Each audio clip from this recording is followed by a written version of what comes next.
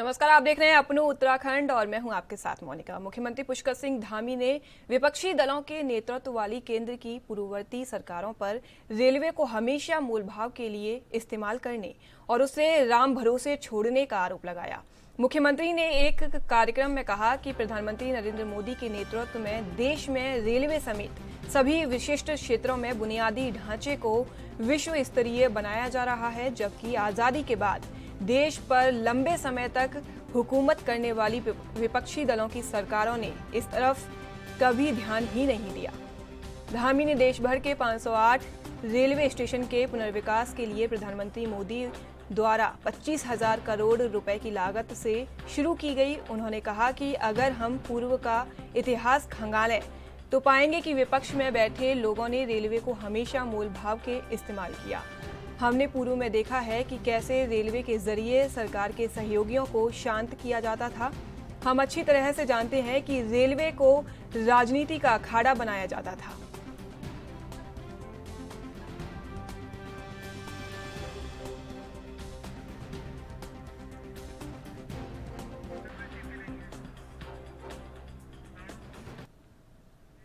वहीं मंगलौर कस्बे में महामंडलेश्वर मैत्री यति के स्वास्थ्य की जानकारी लेने के लिए हरिद्वार सांसद और पूर्व शिक्षा मंत्री डॉक्टर रमेश पोखरियाल निशंक मैत्री यति के आश्रम पहुंचे और उनके स्वास्थ्य की जानकारी ली।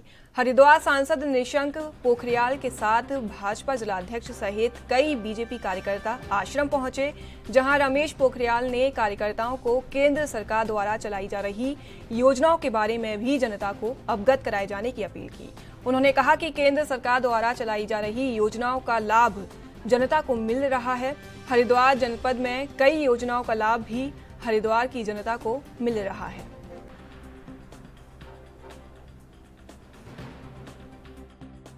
देखेंगे तो पूरे प्रदेश में सर्वाधिक लाभ मिला है हरिद्वार को। यदि मैं मंगलौर की ही बात करूं, जहां पर हम लोग यहाँ पर खड़े हैं, बैठे हुए हैं, मंगलौर में सबसे ज़्यादा जनधन के खाते खुले, मंगलौर में सबसे ज़्यादा गैस कनेक्शन मिले, मंगलौर में सबसे ज़्यादा फ्री विद्युत कनेक्शन मिले, मंगलौर में प्रधानमंत्री आवास मिले। मंगलौर क्षेत्र में आप देखेंगे तो गरीब कल्याण के सर्वाधिक योजना मिले। मंगलौर में किसान सम्मान निधि सर्वाधिक मिली है, किसानों का सम्मान हुआ है। आयुष्मान भारत का सबसे ज़्यादा लाभ इस क्षेत्र ने उठाया है। तो जो गरीब कल्याण की योजनाएं हैं उसका लाभ लगातार जो गरीब हैं वो फ्री राशन 2020-21 से ले रहे हैं, आज तक ले रहे हैं। इस देश में 80 करोड़ लोगों को आज भी फ्री अनाज मिल रहा है, ताकि कोई भूखे पेट न सोए। अब यदि आप एक गरीब का देखेंगे कि उसके पास कुछ नहीं था, प्रधानमंत्री आवास मिल रहा है, उस आवास में शौचालय मिल रहा है, शौचालय फ्री विद्युत कनेक्शन मिल रहा है, गैस कनेक्शन मिल रहा है और फ्री 3 सिलेंडर मिल रहे हैं, राशन भी फ्री मिल रहा है। ये तो राम राज्य है। और मैं समझता हूँ कि किसी गरीब के लिए इससे बड़ा राम राज्य क्या हो सकता है। यदि उसकी तबीयत खराब हो गई तो उसके लिए भी आयुष्मान भारत है। देहरादून में बीजेपी बंटवारे का दंश झेलने वाले देशवासियों को श्रद्धांजलि देने के लिए विभाजन विभीषिका दिवस को व्यापक स्वरूप में मनाई जा रही है। प्रधानमंत्री मोदी के नेतृत्व में 14 अगस्त को होने वाले इन कार्यक्रमों को प्रदेश में क्रियान्वयन के लिए 3 सदस्यीय प्रदेश समिति का गठन किया गया है।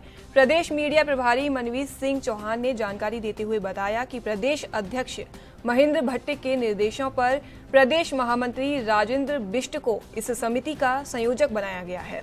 चौहान ने बताया कि प्रधानमंत्री नरेंद्र मोदी ने श्रद्धांजलि देते हुए उन सभी लोगों को याद किया है जिन्होंने विभाजन के द्वारा अपनी जान गंवाई थी।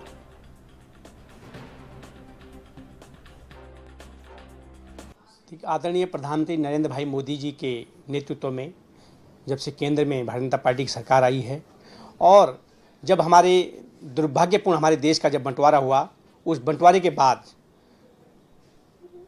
बंटवारे की दंश जिन लोगों ने झेला, जो हजारों लाखों लोग उस बंटवारे के दौरान मारे गए, उनको श्रद्धांजलि देने के लिए भारतीय जनता पार्टी पूरे देश भर में विभाजन विभीषिका स्मृति दिवस के रूप में इसको व्यापक रूप से मनाने जा रही है। इसके तहत हमारे प्रदेश में 3 सदस्यीय एक टीम बनाई गई है। अपने प्रदेश महामंत्री राजेंद्र बिष्ट के नेतृत्व में, संयोजकत्व में, और इसी प्रकार से जिले और मंडल स्तर पर भी 3 सदस्य समिति का गठन किया जाएगा। और इस कार्यक्रम के तहत मौन जुलूस निकाल करके और ऑडिटोरियम फिल्म दिखा करके बंटवारे के दौरान जो लोग मारे गए उनकी स्मृति में उनको श्रद्धांजलि दी जाएगी। उत्तराखंड के पूर्व मुख्यमंत्री हरीश रावत ने राहुल गांधी को लेकर न्यायालय के फैसले का स्वागत किया है। उन्होंने कहा कि इससे हर तरफ अच्छा वातावरण बना रहे, इससे कांग्रेस जनों में और लोकतंत्र पर भरोसा करने वाले सभी लोगों में प्रसन्नता बढ़ी है।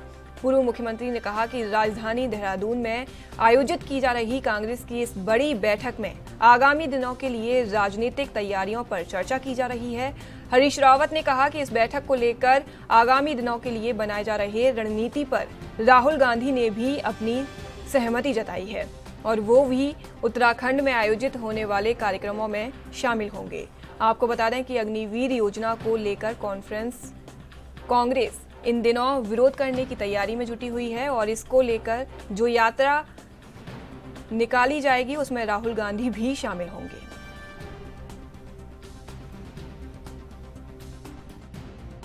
कांग्रेस जनों में भी और पूरे देश के लोकतंत्र प्रेमी लोगों में जो संवैधानिक लोकतंत्र की शक्तियां हैं उनमें बहुत प्रसन्नता का भाव है और लोग अत्यधिक प्रसन्न हैं। कांग्रेस जनों में भी और पूरे देश के लोकतंत्र प्रेमी लोगों में जो संवैधानिक लोकतंत्र की शक्तियां हैं उनमें बहुत प्रसन्नता का भाव है और लोग अत्यधिक प्रसन्न हैं। उत्तराखंड कांग्रेस में गुटबाजी का दौर थमने का नाम नहीं ले रहा है। वहीं कांग्रेस प्रदेश मुख्यालय में बड़ी बैठक में पार्टी के प्रदेश प्रभारी देवेंद्र यादव, प्रदेश अध्यक्ष करण महारा, पूर्व मुख्यमंत्री हरीश रावत, पूर्व प्रदेश अध्यक्ष प्रीतम सिंह, पूर्व प्रदेश अध्यक्ष गणेश गोदयाल सहित पार्टी के कई बड़े नेता शामिल हुए। इस बैठक से पहले पार्टी में गुटबाजी का दौर जब देखने को मिला, कांग्रेस के पूर्व प्रदेश अध्यक्ष प्रीतम सिंह के कई बैनरों को ढक दिया गया। प्रदेश मुख्यालय में लगाए गए तमाम बैनर और पोस्टर में प्रीतम सिंह की कोई तस्वीर नहीं लगाई गई। इस पर प्रीतम सिंह ने कहा कि उनका वजूद उनके काम से है और जहां जहां भी उनके बैनर और पोस्टर लगे हुए हों वहां उसको हटा दिया जाए तो भी कोई फर्क नहीं पड़ता। अभी सबके पोस्टर लगे हैं, देखिए उधर भी लगे हैं। नहीं, कोई बात नहीं, मुझे से फर्क थोड़ी पड़ता भाई। मैं तो कांग्रेस का एक बहुत छोटा सा अदना सा कार्यकर्ता हूँ और कार्यकर्ता के रूप में अपने दायित्वों का निर्वहन करता हूँ। अब अगर हमारे किसी साथी ने मेरा पोस्टर लगा दिया, उससे अगर किसी को परेशानी होती है तो निकाल देना चाहिए, मुझे कोई फर्क नहीं पड़ता। बल्कि अरे मैं तो कह रहा हूँ कि जिन पोस्टरों में मेरा फोटो लगा उसे भी हटा दो। उसे मेरा वजूद जो है फ्लैक्स में फोटो से नहीं है, अगर मेरा वजूद है। वहीं द्वाराहाट से कांग्रेस विधायक मदन बिष्ट ने कांग्रेस के प्रदेश प्रभारी देवेंद्र यादव के खिलाफ एक बार फिर मोर्चा खोल दिया है। बता दें कि कांग्रेस के प्रदेश प्रभारी देवेंद्र यादव कांग्रेस प्रदेश मुख्यालय में अग्निवीर योजना के खिलाफ हुई अहम बैठक में हिस्सा लेने पहुंचे। इस दौरान द्वाराहाट विधायक मदन बिष्ट ने अपनी नाराजगी व्यक्त करते हुए प्रदेश प्रभारी को हटाए जाने की मांग उठाई। उन्होंने कहा कि 2022 के विधानसभा चुनाव में कांग्रेस को मिली हार के बाद जब पार्टी के प्रदेश अध्यक्ष को हटाया गया, सीएलपी लीडर हटाए गए, तो फिर कांग्रेस के प्रदेश प्रभारी को क्यों नहीं हटाया गया। उन्होंने कहा कि 2022 की चुनावी हार के बाद प्रदेश प्रभारी को अपने पद पर बने रहने का कोई अधिकार नहीं है।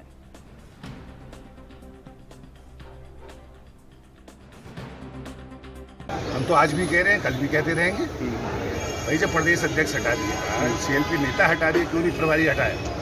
तो आज भी कह रहे हैं, हम कोई डर के राजनीति थोड़ी करते हैं। हम तो आज भी कह रहे हैं, कल भी कहते रहेंगे भाई, जब प्रदेश अध्यक्ष हटा दिया, सीएलपी नेता हटा दिए, क्यों नहीं प्रभारी हटाया। तो आज भी कह रहे हैं। पूर्व विधायक हरभजन सिंह चीमा ने अपने कारपोरेट ऑफिस में पत्रकार वार्ता के दौरान कहा कि शहर के विकास के लिए 20 साल हमने लड़ी और श्रेय कोई और लेने का प्रयास कर रहे हैं। मैं यह नहीं कहता कि ये सब हमने कराया है। एक विधायक होने के नाते मेरा और मेरे पुत्र का ये फर्ज था कि जिसे हमने पूरा किया है। इस दौरान पूर्व विधायक हरभजन सिंह ने खुलकर अपने ही दल के नेताओं पर बिना नाम लिए निशाना साधा। पूर्व विधायक हरभजन सिंह चीमा ने कहा कि पिछले 20 सालों से जब तक मैं विधायक रहा और अब मेरे पुत्र त्रिलोक सिंह चीमा मौजूदा विधायक हैं, हम दोनों ने शहर की सड़कों, बिजली, पानी जैसी मूलभूत सुविधाओं को जनता को देने के लिए ही काम किया। पूर्व विधायक हरभजन सिंह चीमा ने कहा कि उन्हें खेद है कि कुछ नेता विकास कार्यों का श्रेय लेने के लिए आगे आ रहे हैं।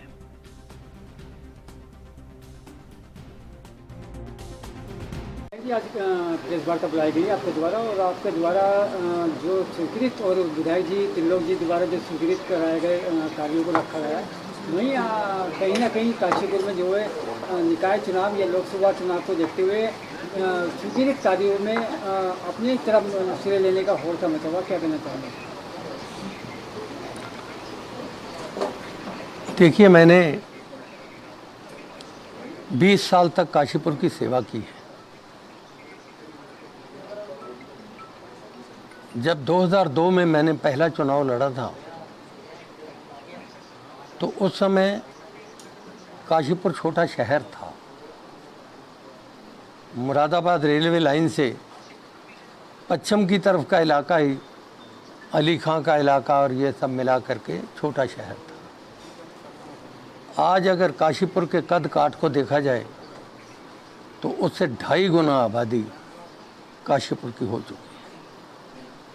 इतनी बढ़ी हुई आबादी को सड़कें, पानी, बिजली और अन्य सुविधाएं देने में मैंने अपने जीवन का लंबा समय लगाया है, और अब उसी लाइन के ऊपर अपने बेटे विधायक त्रिलोक सिंह चीमा को भी उसी तरीके से आगे बढ़ने के लिए, काशीपुर का विकास करने के लिए। मालन पुल ढहने के बाद से भावर के औद्योगिक क्षेत्र समेत 35 गांवों के लिए भारी वाहनों की आवाजाही शुरू हो गई है। मालन नदी पर 300 मीटर पैच पर वैकल्पिक मार्ग बनाया गया है। बता दें कि विधानसभा अध्यक्ष और स्थानीय विधायक रितु खंडूरी ने वैकल्पिक मार्ग को युद्ध स्तर पर बनाने के निर्देश दिए। विधानसभा अध्यक्ष ने वैकल्पिक मार्ग को 21 दिनों के भीतर पूर्ण करने का लक्ष्य रखा था, जिससे समय अवधि पर पूर्ण कर लिया गया। वहीं विधानसभा अध्यक्ष ने कोटद्वार वासियों से अपील की है कि भारी वर्षा होने पर इस पुल का इस्तेमाल ना किया जाए, क्योंकि यह एक वैकल्पिक मार्ग है।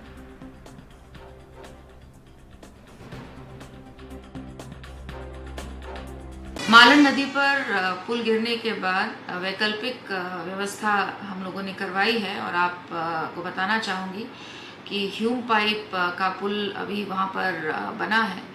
एक वैकल्पिक ही मार्ग है, और वैकल्पिक व्यवस्था हमने प्रयास किया है कि कोटद्वार को मिल जाए, ताकि भावर और कोटद्वार शहर के बीच में जो दिक्कतें आ रही थी, जुड़ाव ख़त्म हुआ था, वो फिर से जुड़ जाए।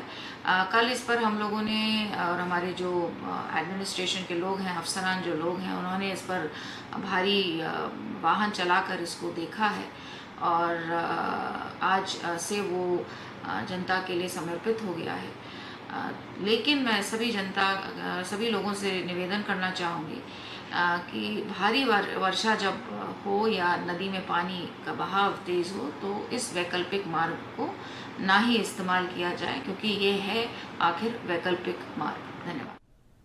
अल्मोड़ा जिले के विकास खंड ग्राम सभा सनड़ भीड़ा में सल्ट विधायक महेश जीना ने पंचायत भवन का विधिवत पूजा अर्चना कर उद्घाटन किया। इस अवसर पर ग्रामीणों ने विधायक महेश जीना का फूल मालाओं के साथ भव्य स्वागत किया। वहीं खंड विकास अधिकारी, सहायता विकास अधिकारी भी मौजूद रहे।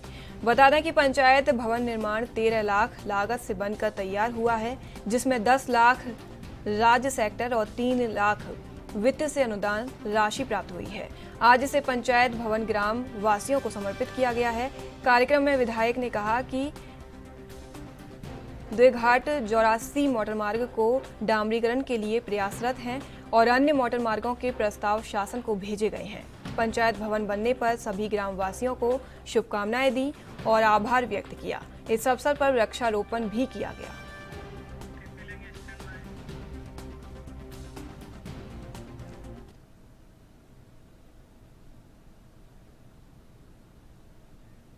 उधम सिंह नगर में भूमि बचाओ आंदोलन दिन प्रतिदिन तेज होता दिखाई दे रहा है।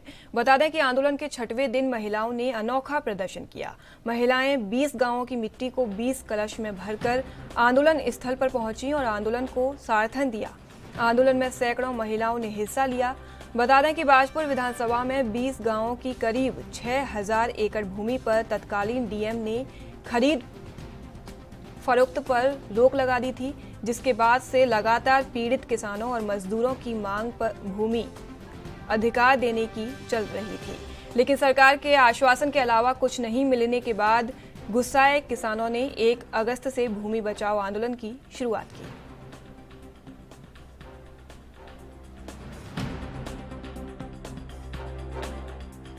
हमारी खबर बहुत है, जितनी संस्थाएं आज 13 संस्थाओं ने हमें ज्ञापन दिए हैं और रोज का रोज हमारा हजूम जो है बढ़ता जा रहा है। यहाँ जगह नहीं आज रही, बारिश हो रही थी, लोग बाहर खड़े थे बारिश में। तो ये आंदोलन जो है ये नए से नया रंग बदलेगा।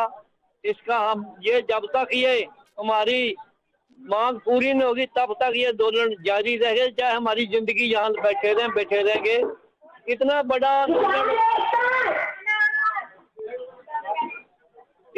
आंदोलन हमने गाजीपुर का जीत लिया। ये तो थोड़ा भूमि बचाओ आंदोलन का जो सत्याग्रह चल रहा है उसका 6वां दिन है और यहाँ हमारे जुझारू साथी रजनीश सिंह सोनू जी के नेतृत्व में ये सत्याग्रह चल रहा है लगातार।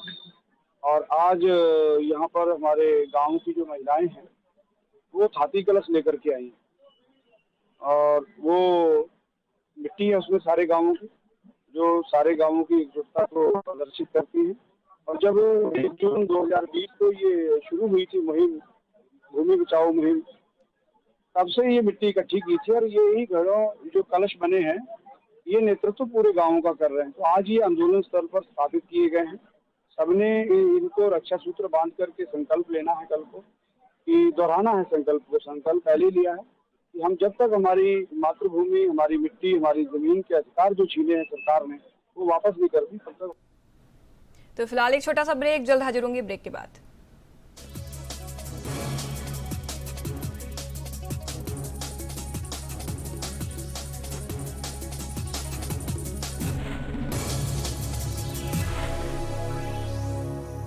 ब्रेक के बाद स्वागत है आपका। बढ़ते हैं खबरों की ओर। राजधानी देहरादून में मिशन इंद्रधनुष टीकाकरण अभियान की शुरुआत विधिवत रूप से की गई, जिसके प्रथम चरण की शुभारंभ महात्मा गांधी शताब्दी चिकित्सालय से किया गया। बता दें कि अभियान के तहत जनपद में गर्भवती महिलाओं और जन्म से 5 वर्ष तक के बच्चों को छूटे हुए टीके लगवाए जा रहे हैं।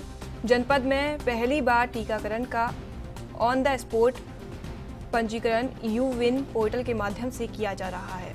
वहीं जनपद के मुख्य चिकित्सा अधिकारी डॉक्टर संजय जैन ने आम जनता से अपील करते हुए कहा कि जिनके टीके किसी कारणवश छूट गए हों वो टीके अवश्य लगवाएं। साथ ही जन्म से 5 वर्ष तक के बच्चों और गर्भवती महिलाएं टीके अवश्य लगवाएं।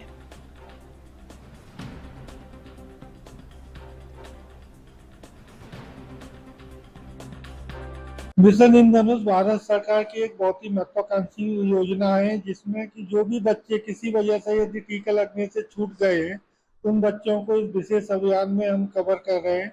और उससे ज़्यादा विशेष फोकस हमारा मीजल्स और रूबेला वैक्सीनेशन पे है, क्योंकि इस साल भारत सरकार ने हम लोगों को मीजल्स और रूबेला बीमारी को एलिमिनेट करना है। तो मीजल्स रूबेला से जो भी बच्चे छूटे हुए हैं उन सबको हम इस अभियान में कवर करने जा रहे हैं।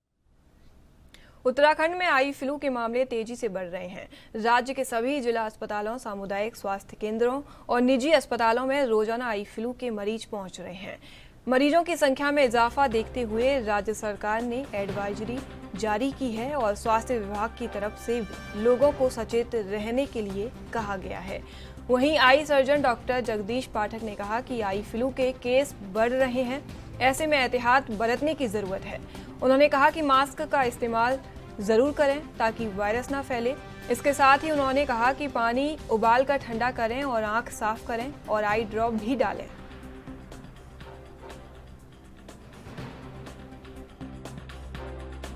क्योंकि आंख के अपने जो आंसू होते हैं उसमें भी एंटीबायोटिक प्रॉपर्टीज होती हैं, तो इसीलिए। और दूसरी जो है हम यहाँ से दवा दे रहे हैं उनको, यहाँ दवा अवेलेबल है हमारे अस्पताल में। सिप्लॉक्स 6 बार डालने के लिए बोल रहे हैं और उनको ये भी एडवाइस दे रहे हैं अगर कोई दूसरा है घर में तो वो भी डाले भाई, ताकि और दूसरे तीसरे दिन आ जाए, पर्चा बनाए, दवाई ले। खाने की दवा भी हम दे रहे हैं सुबह शाम 2 किस्म की, और एक खाली पेट सुबह और एक एंटी एलर्जिक रात को दे रहे हैं, जिससे कि रिजल्ट हमें काफी अच्छे मिल रहे हैं और पेशेंट ठीक हो रहे हैं।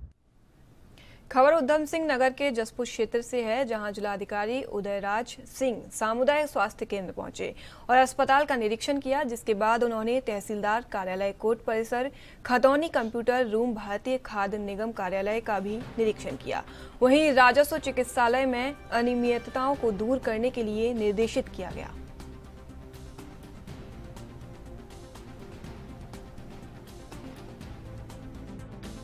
हॉस्पिटल में जो मरीजों की संख्या है वो देखते हुए तो यह है कि मरीज यहाँ काफ़ी ग्रामीण क्षेत्रों से आ रहे हैं। देखने का मुख्य उद्देश्य ये था कि यहाँ की व्यवस्था कैसी है, लाइट वगैरह कोई दिक्कत तो नहीं है, बेड वगैरह ठीक है कि नहीं, दवाओं की उपलब्धता कैसी है। इसीलिए मैंने मरीजों से भी बात किया। तो डॉक्टर हैं, केवल एनेस्थीसिया के एक्सपर्ट यहाँ नहीं हैं, जिसकी वजह से मरीजों को बाहर जाना पड़ रहा है। तो उसके लिए हम लोग व्यवस्था करेंगे, बात करेंगे और CMS साहब जो यहाँ के हैं अधीक्षक साहब, उनसे भी बात कर लिया है। तो जो और कुछ कमी होंगी जो निस्तारित होंगी वो हम लोग देखेंगे। अभी 2 विधायक आई थी और मैंने CMS साहब से बात भी की थी अधीक्षक जी से, और आज भी मैंने ये कहा है कि लाइट का तो आप अल्टरनेट इंतजाम रखिए और पैसा जो भी आता है यहाँ पर एक जो पर्ची रसीद वगैरह का जो पैसा होता है उससे जनरेटर अपना अल्टरनेट व्यवस्था के रूप में यहाँ रखें और निर्बाध बिजली रहे, ये सुनिश्चित कराने की बात है, वो कराएंगे इसको। सब एक चीज़ है, मैं CMO साहब से बात करूंगा इस विषय में कि एक चीज़ है तो उस पर रोक लगाएं और ऐसा नहीं होना चाहिए। सारा कंसंट्रेशन ध्यान यहाँ होना चाहिए। और मरीज राष्ट्रीय राजमार्ग पर ई-रिक्शा पर लगे प्रतिबंध को हटाने की मांग को लेकर चालकों ने ARTO कार्यालय पर नारेबाजी करते हुए प्रदर्शन किया। आरोप लगाया कि ई-रिक्शा को राष्ट्रीय राजमार्ग पर प्रतिबंधित करके चालकों के हितों पर प्रशासन कठोर घात कर रहा है। ऐसा होने से हजारों चालकों के सामने रोजी रोटी का संकट खड़ा हो जाएगा। 90 ई-रिक्शा लोन लेकर सड़कों पर दौड़ रहे हैं। ऐसे में चालकों के सामने बैंकों की मासिक किस्त देने का भी संकट खड़ा होगा। वहीं राष्ट्रीय राजमार्ग पर ई-रिक्शा के नहीं चलने से लोगों को भी परेशानी का सामना करना पड़ेगा, जिसके चलते चालकों ने ARTO के माध्यम से मुख्यमंत्री पुष्कर सिंह धामी को ज्ञापन भेजकर चालकों की मदद करने की मांग की।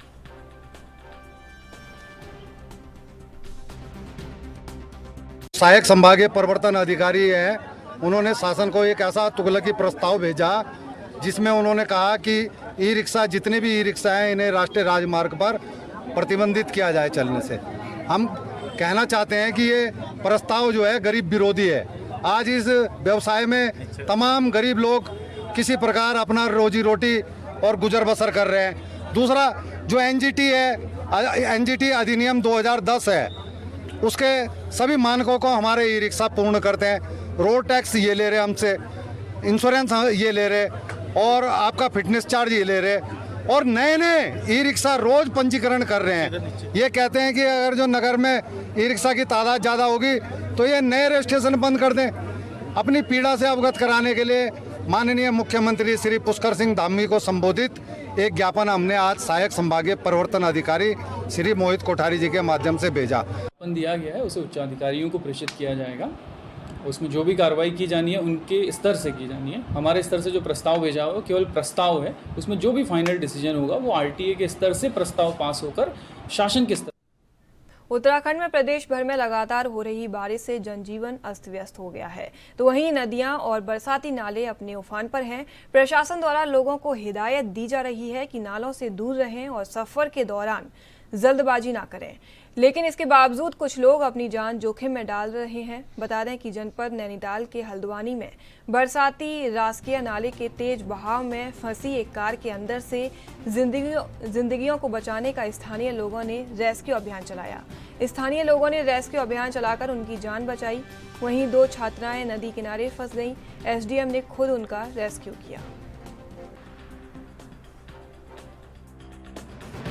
आज सुबह से ही भारी वर्षा हो रही है और उसी क्रम में एक कॉलर के द्वारा सूचना दी गई कि विजयपुर गांव की 2 बच्चियां जो घर से स्कूल के लिए निकली थी, उनका नाम था ममता कोटलिया और तनुजा जोशी, ये स्कूल नहीं पहुंची हैं। इस सूचना पर तत्काल मौके पर पहुंचा और पुलिस बल के साथ उनकी खोजबीन की गई तो ये ज्ञात हुआ कि वो बच्चियां घर से नदी पार करके किशन नगरी में एक जगह पर रुकी हुई थी बारिश के कारण। उनके घर वालों को सूचना दे दी गई है। एक दूसरी सूचना ये थी कि एक बच्ची चंपा पलड़िया जो 12वीं की छात्रा है और बोर्ड के बैक पेपर चल रहे हैं, वो नदी के कारण पेपर देने नहीं जा पा रही थी। गांव वालों की मदद से उस बच्ची को नदी पार करा के अपने वाहन में DGIC हल्द्वानी में छोड़ा गया है। वहीं कुंडा थाना क्षेत्र में टोल प्लाजा के पास अज्ञात चौपहिया वाहन की टक्कर से हरिद्वार से गंगाजल भरकर ला रहे 2 कांवड़िए गंभीर घायल हो गए। सूचना मिलते ही मौके पर पहुंची पुलिस ने दोनों गंभीर घायलों को राजकीय चिकित्सालय पहुंचाया, जहां से उन्हें हायर सेंटर रेफर कर दिया गया। दोनों को उनके अन्य साथी कांवड़िए मुरादाबाद रोड स्थित निजी हॉस्पिटल ले गए। पुलिस तहरीर के आधार पर वाहन की तलाश में जुट गई है। उत्तर प्रदेश के जिला रामपुर की स्वार तहसील के ग्राम मोहम्मद नगर निवासी अनिल उर्फ सूरज पुत्र ओम प्रकाश और संजय अपने अन्य 3 दर्जन साथी कांवड़ियों के साथ हरिद्वार से गंगाजल लेने गए थे। साथ ही कांवड़ियों के मुताबिक रात करीब 11 बजे के आसपास पीछे से आ रहे अज्ञात वाहन ने टोली के बीच में चल रहे संजय और अनिल को टक्कर मार दी, जिससे 2 कांवड़िए गंभीर रूप से घायल हो गए।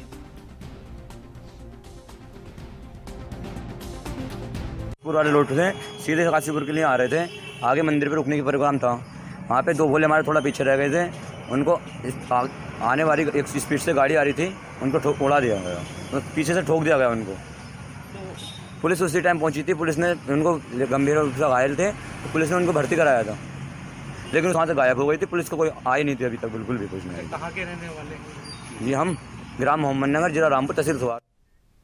तो फिलहाल के लिए मेरे साथ बस इतना ही। देश विदेश की तमाम बड़ी खबरों को देखने के लिए देखते रहिए ANB न्यूज। नमस्कार।